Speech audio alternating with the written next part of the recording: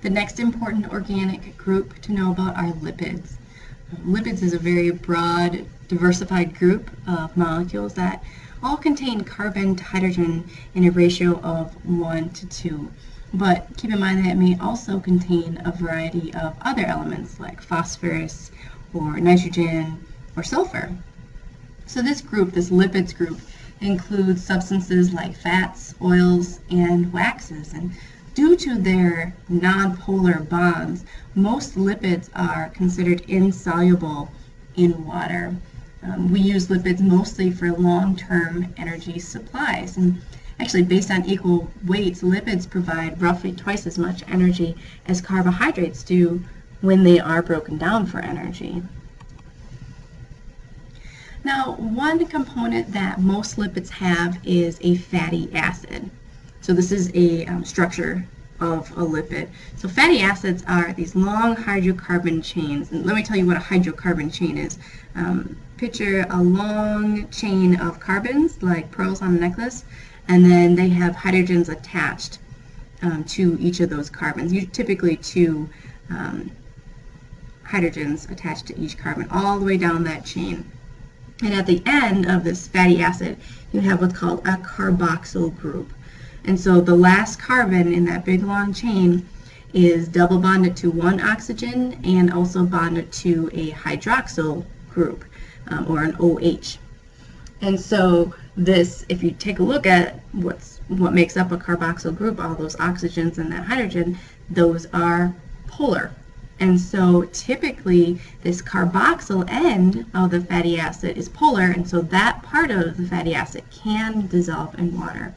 Whereas the rest of the hydrocarbon chain, or sometimes they're referred to as tails, are non-polar bonds, and so that portion is insoluble in water. And now I mentioned that typically you can have hydrogens, 2 hydrogens per each carbon, and that would make that fatty acid chain saturated. So the carbons are saturated with hydrogens. Now, if instead of being bonded to 2 hydrogens, if the carbons are, say, double bonded to each other, then you would have an unsaturated fatty acid. And so here, this is a pictorial representation of a saturated hydrocarbon chain, or a fatty acid chain. And notice how there are 2 hydrogens bound to each carbon. Okay, and so the carbons themselves are only bonded to each other with one covalent bond. Over here in the unsaturated fatty acid, you have this one carbon here that is double bonded to the next carbon instead of having a hydrogen here and a hydrogen here. So 2 hydrogens, 2 hydrogens, 2 hydrogens, 1 hydrogen, double bond, 1 hydrogen, and then the rest of the chain has 2 hydrogens, 2 hydrogens. And so these carbons are not fully saturated with hydrogens, and that's why we call it then unsaturated. And so the reason that we talk about these fatty acids when we discuss lipids is because a very common fat in the body is a triglyceride. And so a triglyceride has 1, 2, 3 fatty acids that are bound to a glycerol molecule, and so that's what forms our triglyceride. This is a very important lipid in the body. So here's your glycerol, and here's where the fatty acid tails or fatty acid chains are binding to that glycerol. Notice how we're taking a hydroxyl group off of this carbon and a hydrogen off of this oxygen and creating water. So to form this triglyceride, you would have to perform what kind of chemical reaction? You can pause the recording and see if you can remember. This is a dehydration synthesis reaction when you're adding a fatty acid chain to a glycerol molecule to make a triglyceride. Just a little review for you. Now, certainly fatty acids are important to the body, but they are not the only form of lipids in the body. All our cells are surrounded by cell membranes or plasma membranes that contain cholesterol. And steroids are very, very large compounds of 4 connected rings of carbon that fall into the category of lipids as well. So steroids and cholesterols are very, very common lipids that are important to the human body as well.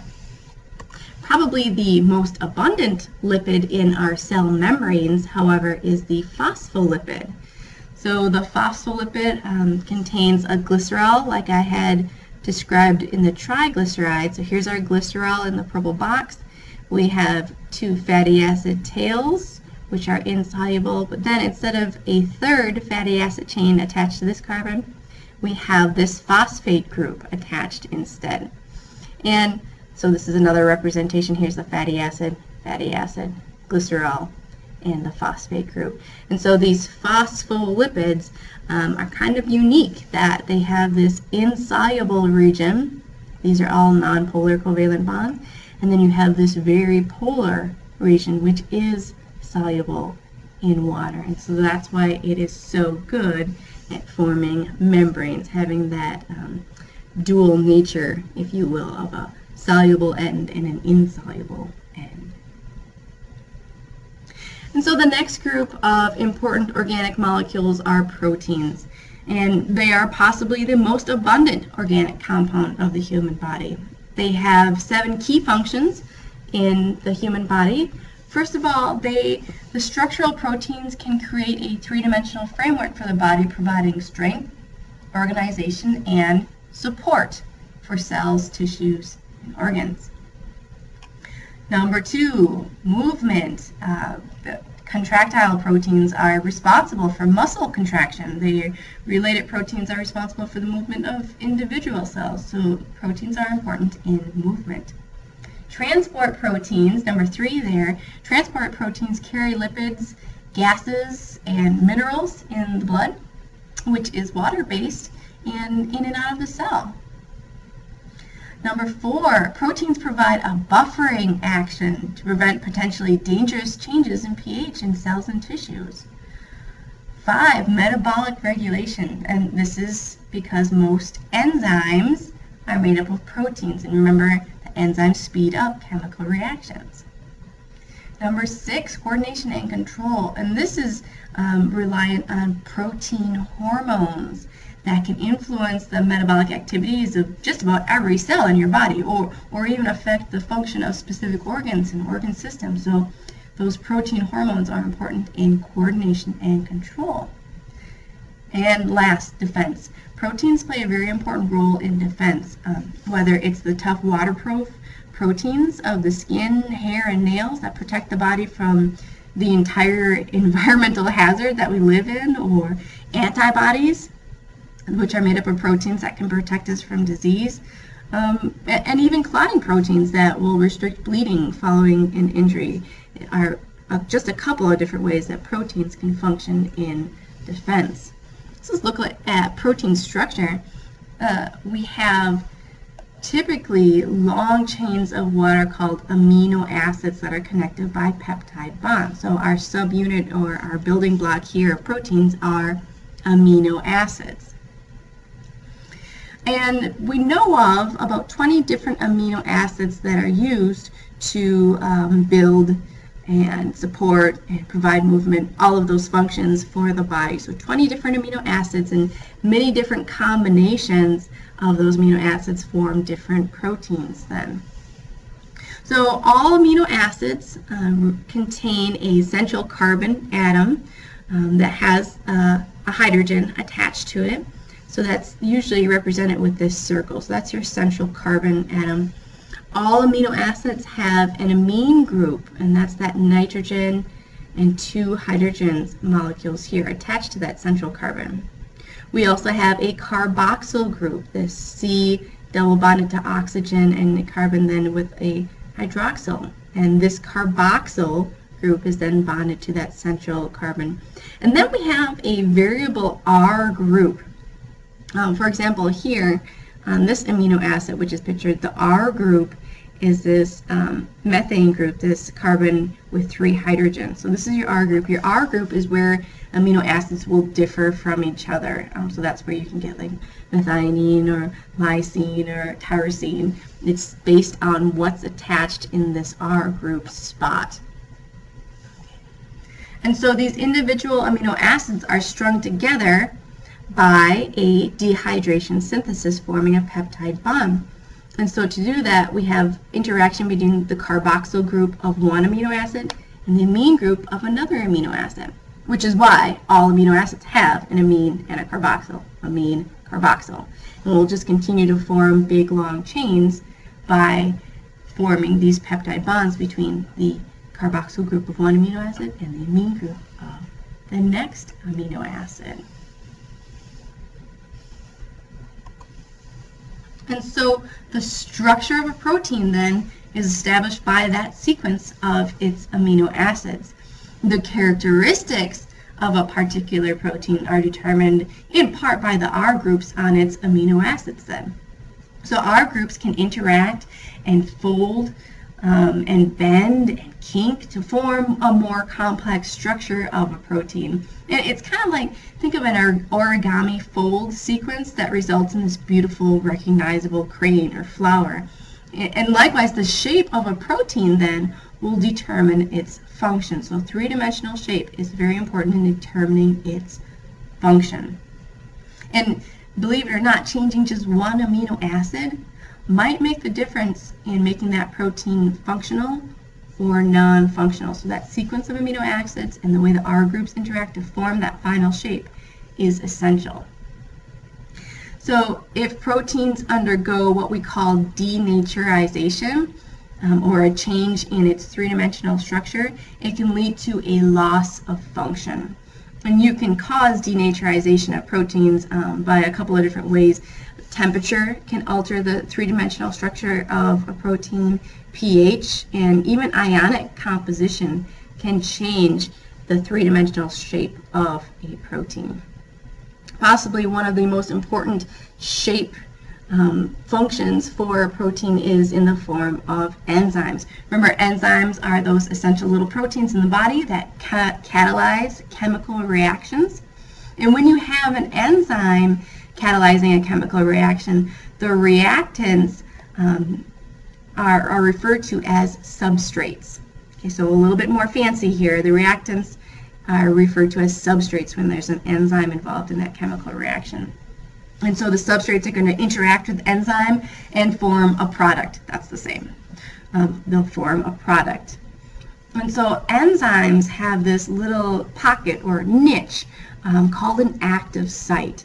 And this active site is very important. This is a special little region of the enzyme where the substrate will bond and where that substrate will undergo the reaction to form the product. And so this is essential that the proper amino acid sequence and proper protein folding has occurred so that that active site has a very, very specific shape. And so this figure in your textbook denotes how enzymes can be used to facilitate chemical reactions. Here's our protein enzyme, and here's the active site, the place where our substrates are going to bind. We have substrate 1 and substrate 2. They come together and bind to the enzyme and form what we call an enzyme-substrate complex. Okay, and once bound to that active site, the substrates are held together, and that aids in bringing those two substrates together and forcing that chemical reaction to occur. And as that chemical reaction occurs, it can alter the shape of the enzyme, and that change will promote the product formation, and it brings those two substrates closer together. That bond can be formed, and then once the product is done forming, it's released. And notice how the enzyme looks exactly the same as it did in step 1, and so it can go on to catalyze an additional identical reaction. So the last group of organic molecules to discuss are nucleic acids. And these organic molecules are important to store and process information for the cell. Two examples are RNA and DNA. And I'll talk about those in a second, but first, the basic structure of a nucleic acid is composed of nucleotides. Okay, so nucleotides are the building blocks of nucleic acids. And each nucleotide has a sugar, and this sugar can be either a deoxyribose or ribose. Can you guess the difference between a ribose sugar and a deoxyribose sugar? The ribose has an additional oxygen that the deoxy ribose doesn't have. So that's the main difference there. But so a sugar is the main component of a nucleotide. Every nucleotide also has a phosphate group, which is pictured here as this little yellowy orange ball. They all have a nitrogenous base. And so this is where you get the different flavors of nucleotides. So you can have adenine or guanine, cytosine, or thymine if it's a deoxyribose sugar. If you have ribose as your sugar, then your options are adenine, guanine, cytosine, or uracil.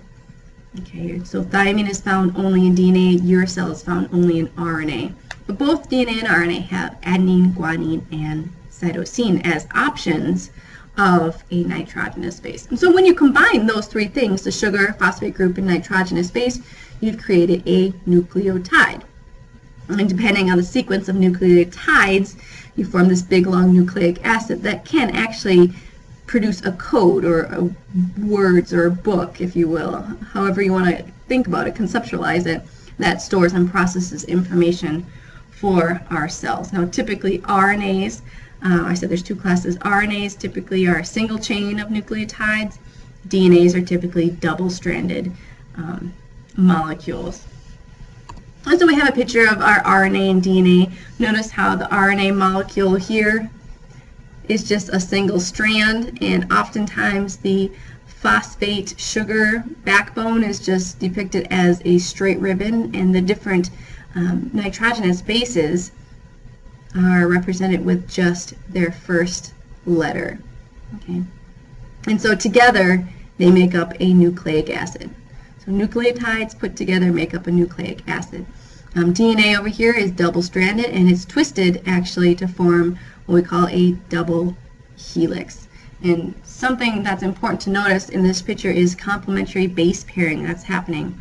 Adenines always bind with thymines. Adenines, thymines, thymine, adenine, adenine, thymine, thymine, adenine, adenine, thymine, always. Adenine and thymine are complementary to each other. Likewise, guanine and cytosine are always complementary pairing together. Okay, they are complementary to each other. And so we call this complementary base pairing, where the adenines always complementary base pair with thymines, cytosines and guanines always complementary base pair to each other. And so one strand of DNA is complementary to the other. And so another type of nucleic acid that's important, but maybe not necessarily used for information storage and processing, is ATP. And ATP stands for adenosine triphosphate. This is probably the most important energy transfer compound in the entire body because it stores high energy in its high energy bonds. And so those are pointed out in this picture right here.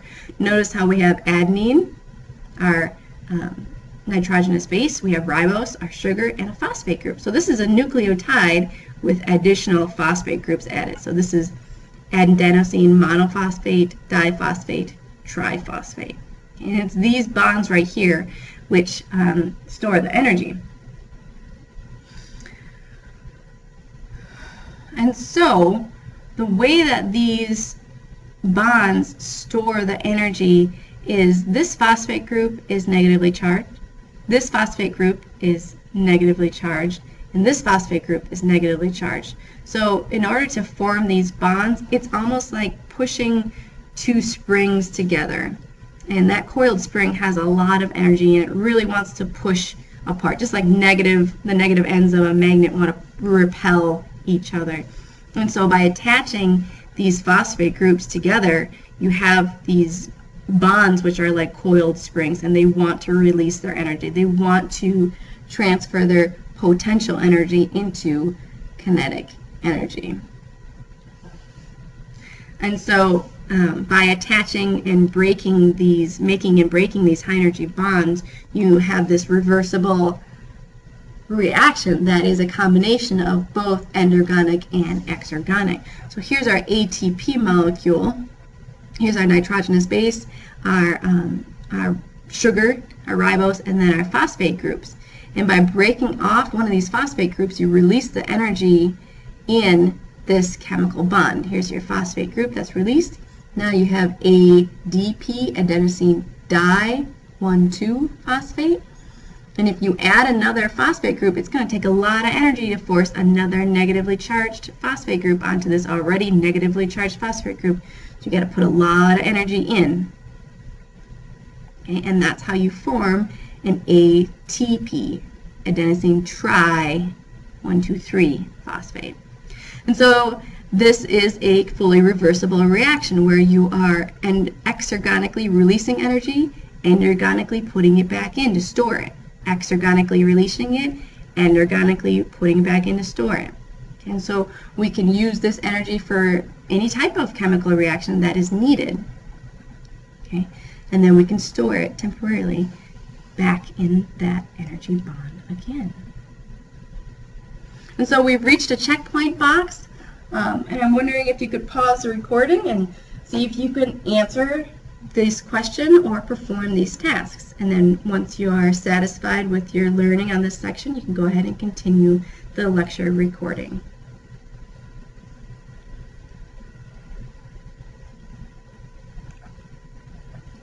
So the last thing I'm going to talk about in this lecture is how we can combine all these chemicals and molecules and compounds and atoms and elements, how we can combine all these chemicals to make a cell.